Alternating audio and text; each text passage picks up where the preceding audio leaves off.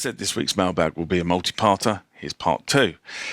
So welcome to the mailbag again. Remember, these are questions and comments that you guys leave on the channel. I do my humble best to try and answer or throw those questions out to the rest of the community to see if they can have comments and answers for you. But before we start, if you haven't subscribed to the channel, hit that subscribe button.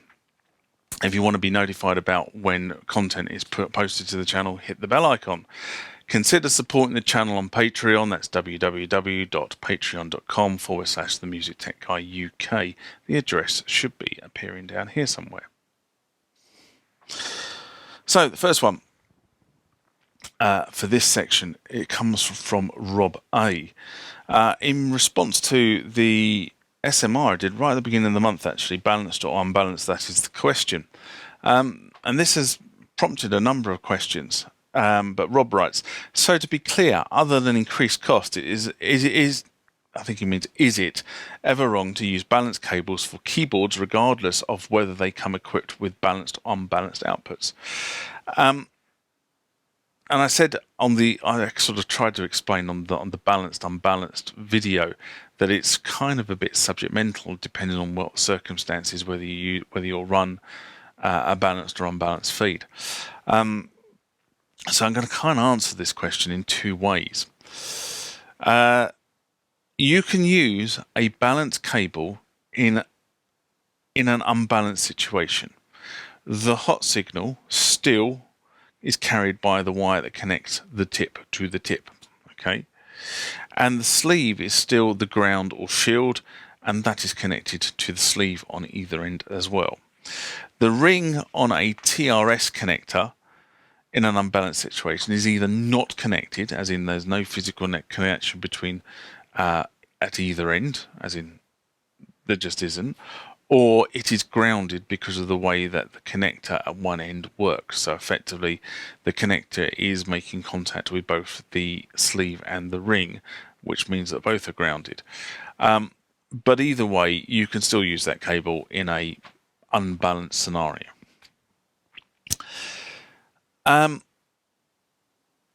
You may have an issue though using a balanced cable in an unbalanced scenario. The issue is around the ground or shield connection. So depending on who made the equipment, when it was made, and how good a quality it was made to, you can have a problem where the socket positions in the connector do not make connection with the cable. Okay, so the two don't quite make a connection. Most TR and TRS sockets use like a spring arrangement. So effectively the way they connect is there's a piece of metal and it's sprung that as you put the cable in, effectively it clamps onto the cable. So it starts like that, and when you push the cable in, it pushes it back, and it makes a solid contact with the cable. That's how the connections or a TRS cable works. And the problem you tend to have with a TRS is that when you put the cable in, instead of this connection making full contact with the sleeve, it has been positioned that it makes contact with the ring.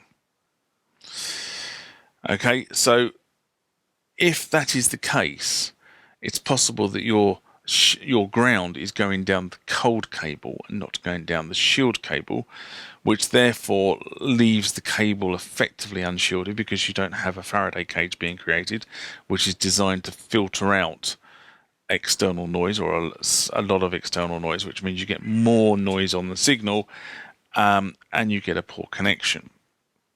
And you obviously then start amplifying noise.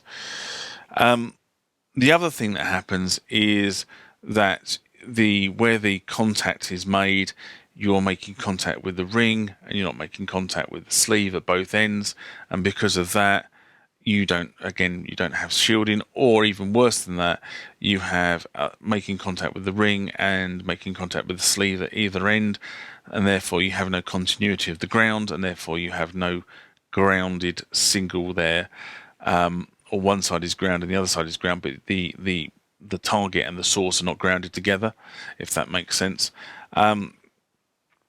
so you have no earth continuity going between the two.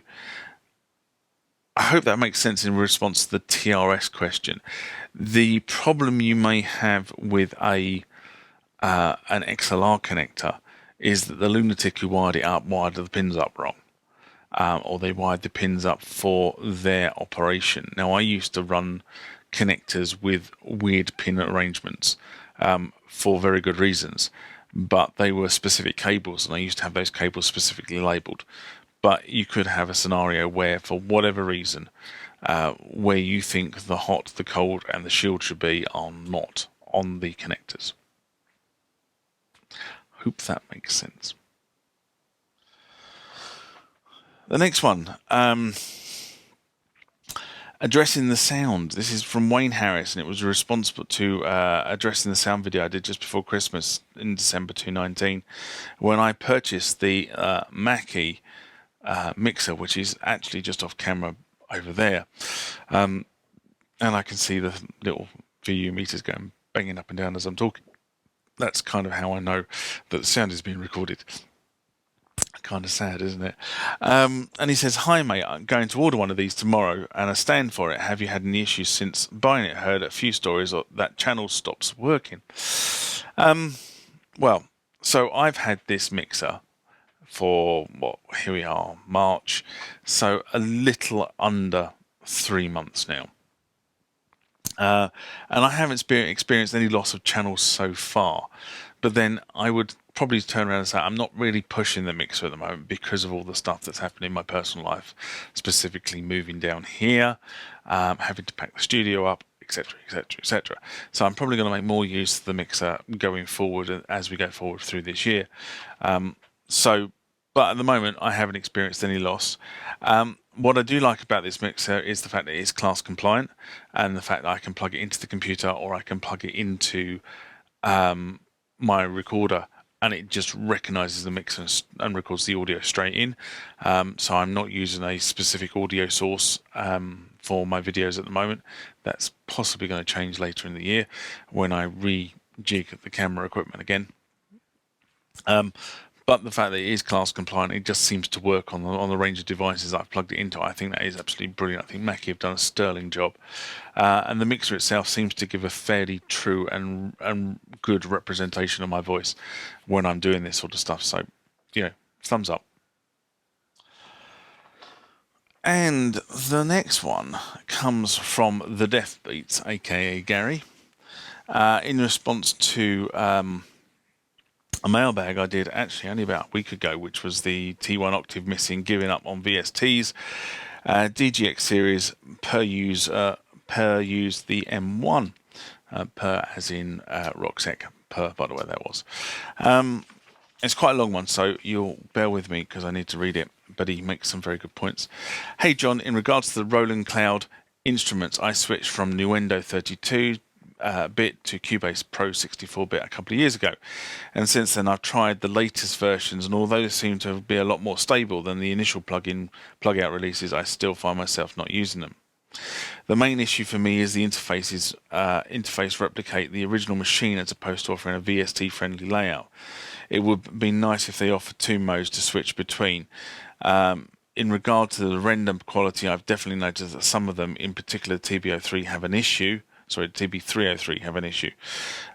When Reason was first released, a lot of producers in the drum and bass and dubstep scenes went mad over it.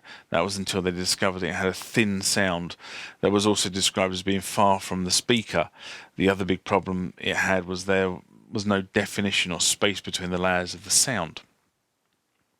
For example, if you laid down a drum loop and played a synth line over the top of it, it would become mashed together and sound horrible. Do you know what? I've had a serious, since actually responding to this, I've actually had a very similar situation in a different context, but I've had the same thing in terms of layers being mashed together, not being able to clearly hear the difference. But I'll carry on. A lot of DJs picked up on Reason quality issue, and as a result of it, it became impossible to get your support for your track if it was made and exported straight out of Reason. I find the Roland Cloud synths have the same muddy edge to them as the older versions of Reason had. Also, for any viewers of the channel who might be interested in good replicas of classic gear, I can highly recommend To Go Audio Lines Tal U No LX2 and Baseline 101, which are replicas of the Geno 60 and the SH101, both of which have a great interface, are regularly updated and sound much fatter than Roland's official versions. I also prefer the Tal UN No LX2 over Alturia's Juno clone as well. I can also recommend the JP6K by Adam Schwabs, which is also an amazing replica of the JP8000, which also supports an easy to use interface and is very stable as well as being very affordable. Lots of information in that one that I just read out, and to be honest, there's not a lot I can add to the statements that Gary makes. This is Gary's bread and butter, right? This is where he works. He's a drum and bass, dubstep, electronic music aficionado, I suppose is the way I would do it. He does this all the time. So all I can say is I reminisce actually when he was talking about Cubase, because Cubase was my go-to piece of software back in the day. I was a Cubase evangelist. I used to wander around shouting Cubase, Cubase, Cubase, much the same as Billy Graham used to say, believe in the Lord, believe in the Lord, believe in the Lord. That was me. I loved Cubase. I thought it was the best thing since sliced bread. And I had Cubase on my PC at the time. It was a really big, clunky PC, I might add. It's nothing like the sort of the Mac I walk around with now. This was a big, chunky, industrial-sized PC that ran Cubase. It ran loads of plugins for Cubase. But remember, and it was about the time, and I will go and find the box, but it was about the time when the Cubase box came with like 3 CDs in it, but weighed the same as about 4 house bricks because of the number of manuals that this thing actually had inside it. It was phenomenally complex for what it was, but it wasn't a DAW. It was just a sequencer. The world has moved on. Computing power has moved on. You can now interact with your samples the same way as you interact with your MIDI channels. Back in those days, it was a sequencer. But I may be able to find the box and get it out and show you guys, so you can see what the old version of Cubase used to come in. Big square box. In terms of the renders, I use the instruments as opposed to VSTs. I've said that a number of times on the channel. I don't feel connected to the instrument unless I'm actually physically pressing buttons and twiddling knobs. And I sort of I do use VSTs, but I kind of struggle with them.